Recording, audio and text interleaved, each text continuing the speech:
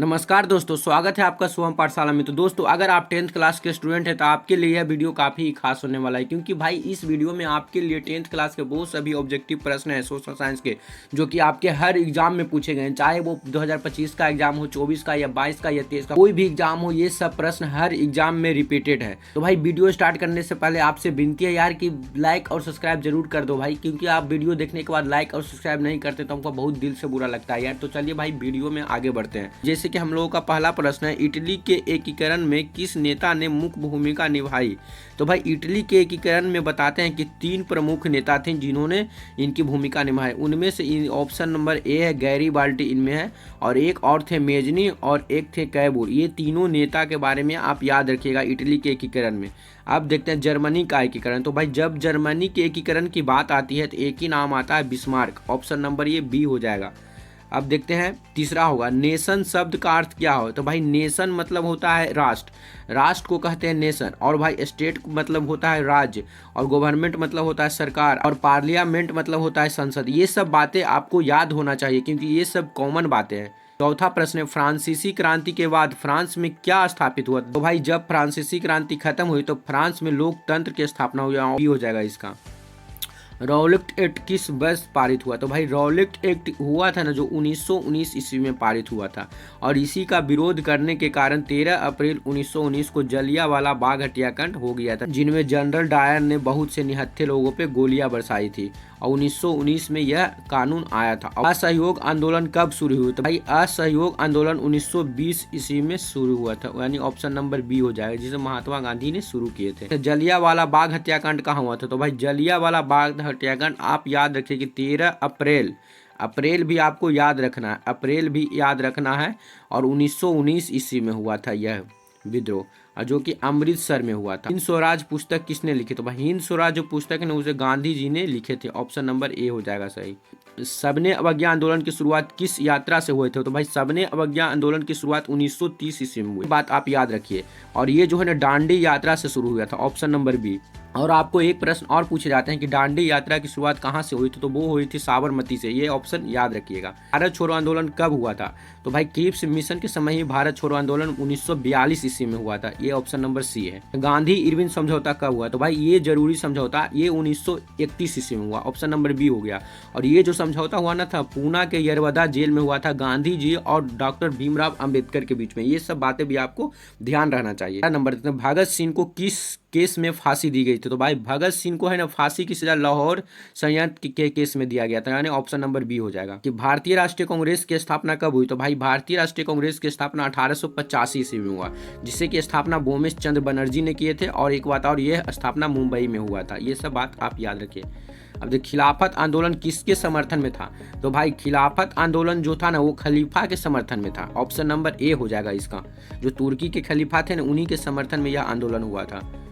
अब देख, भारत का पहला जन आंदोलन कौन सा माना जाता है। तो भारत का पहला जन आंदोलन असहयोग आंदोलन को माना जाता है, जिसे कि महात्मा गांधी ने 1920 ईस्वी में चलाए थे, और यह खिलाफत आंदोलन का हिस्सा था। ये दोनों बात आप ध्यान दीजिएगा। भारत की सबसे लंबी नदी कौन सी है। तो भाई ये बात आपको बताते हैं कि भारत की सबसे लंबी नदी गंगा है, जिसकी लंबाई 2525 किलोमीटर है। ये बात आप जान लिए। और एक बात और जानिए, ये गोदावरी है ना, वो दक्षिण भारत की सबसे लंबी नदी है। ये दोनों बात, भारत की सबसे लंबी नदी गंगा और दक्षिण भारत की सबसे बड़ी नदी गोदावरी। और ब्रह्मपुत्र भारत की सबसे चौड़ी नदी है, और यमुना है ना भारत की सबसे बड़ी सहायक नदी है, जो कि गंगा की है। ये सब बातें आप ध्यान रखिए। अब देखिए काली मिट्टी को किस फसल के लिए उपयुक्त माना। काली मिट्टी भाई कपास के लिए उपयुक्त माना जाता है, और इसका यही कारण है कि इसमें पानी सोखने की क्षमता ज़्यादा होती है, जो कि महाराष्ट्र वाले क्षेत्र में पाए जाते हैं। इसको रेगुन मिट्टी या ब्लैक सोयल भी कहते हैं। ये सब बातें भी आपको याद रखें, क्योंकि एक प्रश्न रहता है, परंतु उसके हम 2-3 और चीज़ें बता देते हैं जो कि जरूरी होते हैं। अब देखते हैं हरित क्रांति किससे संबंधित। तो भाई सबसे पहले हम बताते हैं कि भारत में हरित क्रांति 1960 के दशक में आया। अब बात किया जाए कि हरित क्रांति भारत में डॉक्टर एम.एस. स्वामीनाथन ने लाए, और विश्व में नॉर्मन बोरलोग ने लाया था। ये दोनों वैज्ञानिक के नाम याद रखिए। और हरित क्रांति का मुख्य कारण था कृषि का विकास करना। जिस भारत में सबसे अधिक कोयला किस राज्य में। तो भाई भारत का सबसे अधिक कोयला झारखंड का झारिया नामक स्थान फेमस है। ऑप्शन नंबर ए हो गया। झारिया को भी याद रखिएगा, जो कि झारखंड में है। रेगुर मिट्टी किसको। भाई रेगुर मिट्टी आपको बोले ना, काली मिट्टी को ही रेगुर मिट्टी कहते हैं और काली मिट्टी को ही ब्लैक सोयल भी कहते हैं। ये कपास की खेती के लिए ज़्यादा होती है और यह महाराष्ट्र में पाई जाती है। झरिया खान क्षेत्र किसके लिए प्रसिद्ध है? तो भाई अभी बताएं, झरिया खान क्षेत्र जो कि झारखंड में पाया जाता है, जो कि कोयला के लिए फेमस है, यानी ऑप्शन नंबर ए। ये छोटा नागपुर का पठार भी झारखंड में है जो कोयला के लिए फेमस है, ये बात भी आप याद रखिए। अब देखते हैं भाखड़ा नागल परियोजना किस नदी पे है? तो भाई भाखड़ा नागल परियोजना है ना, ये सतलज नदी पे है और ये भारत की सबसे बड़ी नदी घाटी परियोजना है। किस प्रकार की खेती मानसून पे सबसे अधिक निर्भर होती है? तो भाई ये जो परंपरागत खेती है ना, वो मानसून पे सबसे अधिक निर्भर होती है। आपको बता दें कि कृषि का आत्मा कहा जाता है मानसून को, ये बात आप याद रखिए, मानसून को कृषि का आत्मा कहा जाता है। अब देखते भारत का सबसे ज्यादा चाय उत्पादक राज्य, तो भाई चाय के बारे में बताते हैं कि चाय फसल है ना जो लेटेराइट मिट्टी में ज़्यादा होती है। ये लेटेराइट मिट्टी पहाड़ी क्षेत्र में ज़्यादा पाए जाते हैं।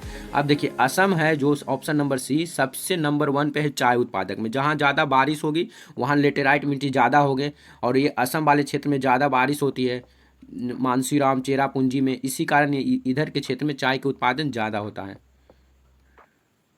सर्वाधिक गेहूं उत्पादक राज्य कौन सा है? तो भाई सर्वाधिक गेहूं उत्पादक में उत्तर प्रदेश नंबर 1 पे है और पंजाब है जो नंबर 2 पे है। हमारा बिहार नंबर 5 पे है। ये सब बात आप याद रखिए, ये सब बात आपको पूछ सकता है। आपको पूछ देगा भाई बिहार बोर्ड के आप एग्जाम न दे रहे हैं, आपको पूछ देगा गेहूं उत्पादन में बिहार का कैमा स्थान है, तो आप क्या बचाइएगा? आपको पता नहीं होगा। तो भाई आप याद रखिए कि 5वां स्थान है। जैसे देखिए संविधान का प्रश्न आ गया, आपसे पूछ दिया कि बिहार का आप स्टूडेंट है, आपसे पूछ देगा कि बिहार में कितने विधानसभा की सीट है, आपको पता नहीं है। बिहार में कितने लोकसभा की सीट है, आपको पता नहीं है। भाई ये सब बात आप याद रखिए और देखिए आप गौर करिए, आज के बिहार में विधानसभा की सीट 16 है और लोकसभा की सीट 40 है। ये सब बातें आपको हमेशा पूछे जा सकते हैं, आप बिहार के बोर्ड एग्जाम में बैठ रहे हैं तो। अब देखिए ये प्रश्न क्या है, भारत का संविधान कब लागू हुआ? तो 26 जनवरी 1950 को भारत का संविधान लागू हुआ। और एक बात और याद रखिए कि भारत के संविधान का निर्माता डॉक्टर भीमराव अंबेडकर को कहते हैं और भारतीय संविधान को बनने में 2 साल 11 महीना और 18 दिन का समय लगा था। ये सब बात आपको याद रखना होगा क्योंकि ये सब प्रश्न हौले प्रश्न है, परंतु आपके एग्जाम में आपको फंसा सकते हैं। संविधान के किस भाग में मौलिक अधिकार दिए गए? तो भाई मौलिक अधिकार जो है ना भाग 3 में दिया गया, ऑप्शन नंबर सी हो जाएगा। और जैसे मौलिक अधिकार आपको दिया गया है वैसे ही आपको मौलिक कर्तव्य भी दिया गया है जो कि 51 के ए में है आर्टिकल में, ये बात भी आप ध्यान दीजिए। अब देखिए भारत में राष्ट्रपति कौन चुनता है? तो भाई भारत में राष्ट्रपति निर्वाचक मंडल चुनता है और इनका चुनाव होता है अनुपातिक प्रणाली के द्वारा। न्यायपालिका का प्रमुख कौन होता है? तो भाई न्यायपालिका का प्रमुख मुख्य न्यायाधीश होते हैं, यानी कि ऑप्शन नंबर इसका सी हो जाएगा। और साथ में ये बात भी याद रखिए कि भारत में कुल 25 हाईकोर्ट है। ये सब बात आपको एग्जाम में आ सकते हैं। अब देखिए 30 देखते, एक व्यक्ति एक वोट, ये भाई लोकतांत्रिक है। लोकतंत्र यह बताता है कि एक व्यक्ति एक वोट ही देता है। किस सिद्धांत का उदाहरण? तो भाई ये दिखा रहा है समानता, इसमें ऑप्शन नंबर ए हो जाएगा कि एक व्यक्ति एक ही दे सकता है, यानी कि एक व्यक्ति एक दिया दूसरा व्यक्ति 2 वोट देगा, ऐसा नहीं, समानता का दिखा रहा है, 1/1 बराबर, यानी समानता। लोकसभा के सदस्य कितने वर्ष के लिए चुने जाते हैं? तो भाई लोकसभा के जो सदस्य हैं ना 5 वर्ष के लिए चुने जाते हैं और राज्यसभा के 6 वर्ष के लिए चुने जाते हैं। ये दोनों बात आप याद रखिए। लोकसभा को निम्न सदन कहते हैं और राज्यसभा को उच्च सदन कहते हैं। लोकसभा भंग हो सकता है परंतु राज्यसभा भंग नहीं हो सकता, ये सब बात आप ध्यान दें। चुनाव आयोग किस प्रकार की संस्था है? तो भाई इसका ऑप्शन नंबर हो जाएगा सी, यानी कि चुनाव आयोग है ना जो संवैधानिक क्षमता है। ऑप्शन राष्ट्रपति का कार्यकाल कितने वर्षों का होता है? तो भाई राष्ट्रपति का कार्यकाल 5 वर्ष का होता है और लोकसभा का भी कार्यकाल 5 वर्ष का होता है और हमारे प्रधानमंत्री भी लोकसभा से, इसीलिए उनका कार्यकाल 5 वर्ष का होता है, परंतु राज्यसभा का कार्यकाल 6 वर्ष का होता है। ये बात आप ध्यान रखिए। भारत में लोकतंत्र की सबसे बड़ी ताकत क्या है? तो भाई भारत में लोकतंत्र की सबसे बड़ी ताकत या कहीं भी लोकतंत्र की सबसे बड़ी ताकत जनता है, ऑप्शन नंबर डी हो जाएगा इसका। न्यायपालिका के कितने स्तर है? तो भाई न्यायपालिका के 3 स्तर हैं, ऑप्शन नंबर बी हो जाएगा। राज्यसभा के सदस्य कितने वर्ष के लिए चुने जाते हैं? तो आपको अभी बताया ना भाई राज्यसभा के सदस्य 6 वर्ष के लिए चुने जाते हैं, ऑप्शन नंबर इसका सी हो जाएगा। प्रस्तावना में भारत को क्या घोषित किया गया? तो भाई भारत है धर्मनिरपेक्ष, लोकतांत्रिक एवं गणराज्य, ऑप्शन नंबर सी हो जाएगा इसका। भारत की अर्थव्यवस्था किस प्रकार की? तो भाई भारत की अर्थव्यवस्था मिश्रित अर्थव्यवस्था, ऑप्शन नंबर सी। इसमें पूंजीवादी भी लोग रहते हैं, समाजवादी भी लोग रहते हैं, ऑप्शन नंबर सी हो जाएगा। मुद्रा का कार्य क्या है? तो भाई मुद्रा का कार्य है लेन देन का माध्यम बनाना, यानी ऑप्शन नंबर इसका ए हो जाएगा। अब देखते हैं बेरोजगारी किस प्रकार की समस्या है? तो भाई बेरोजगारी है जो आर्थिक समस्या, यानी पैसा की कमी होगी तो वो आर्थिक कमी है, ऑप्शन बी हो जाएगा। बैंक ऋण देने से पहले क्या मांगती है? तो भाई बैंक ऋण देने से पहले आपका पहचान पत्र मांगती है, आपका पहचान मांगती है, ऑप्शन नंबर ए हो जाएगा। प्रत्यक्ष कर का उदाहरण क्या है? तो भाई आय कर, यानी इनकम टैक्स को प्रत्यक्ष कर कहते हैं, ऑप्शन नंबर ये सी हो जाएगा। अब बिक्री कर जैसे साबुन ऊन पे लगता है, ये सब अप्रत्यक्ष कर है। सबसे अधिक रोजगार किस क्षेत्र में मिलता है? तो भाई कृषि क्षेत्र में सबसे अधिक रोजगार मिलता है, ऑप्शन नंबर ए।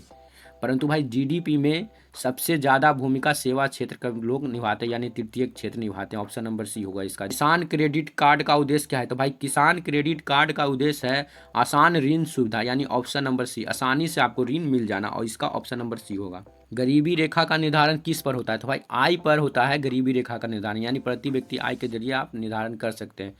चलिए, स्वरोजगार का अर्थ क्या है? तो भाई स्वरोजगार है कि अपना रोजगार, यानी खुद का काम करना, ऑप्शन नंबर बी हो जाएगा।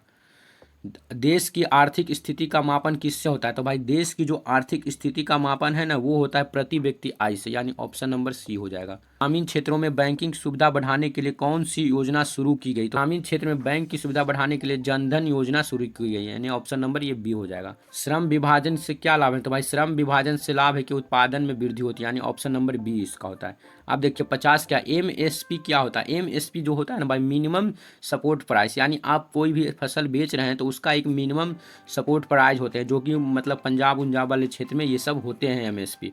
ऑप्शन नंबर ए, यानी एमएसपी पे सरकार अनाज लेता है, काहे कि मतलब 15 रुपया फिक्स कर दिया तो 15 रुपया ही फिक्स रहेगा अनाज का दाम, इससे कम नहीं होगा न ज़्यादा।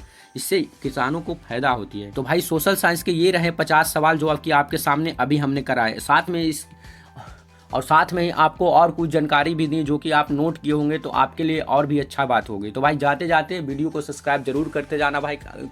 तो जाते जाते भाई वीडियो को सब्सक्राइब जरूर करते जाना। अगर आपको अच्छी लगी तो दोस्तों के साथ ज़रूर शेयर करना, अपने दोस्तों के साथ। अपने दोस्तों से जलिएगा मत भाई, क्योंकि दोस्तों को भी शेयर करिए, वो भी एग्ज़ाम देगा भाई उसको। तो भाई ये रहे हमारे 50 प्रश्न सोशल साइंस के, जो कि काफ़ी ही इंपॉर्टेंट थे आपके बोर्ड एग्जाम के लिए। इसके साथ ही हमने और भी बातें बताई जो कि आपके लिए और भी इंपॉर्टेंट थी। अगर आपने नोट किया होगा तो आपके लिए अच्छा ही होगा। तो भाई चलिए आज के लिए इतना ही, मिलते हैं एक न्यू वीडियो में। परंतु भाई जाते जाते आपको बोलते हैं, अगर वीडियो आपको अच्छा लगा है भाई तो दिल से सब्सक्राइब और लाइक ज़रूर करना।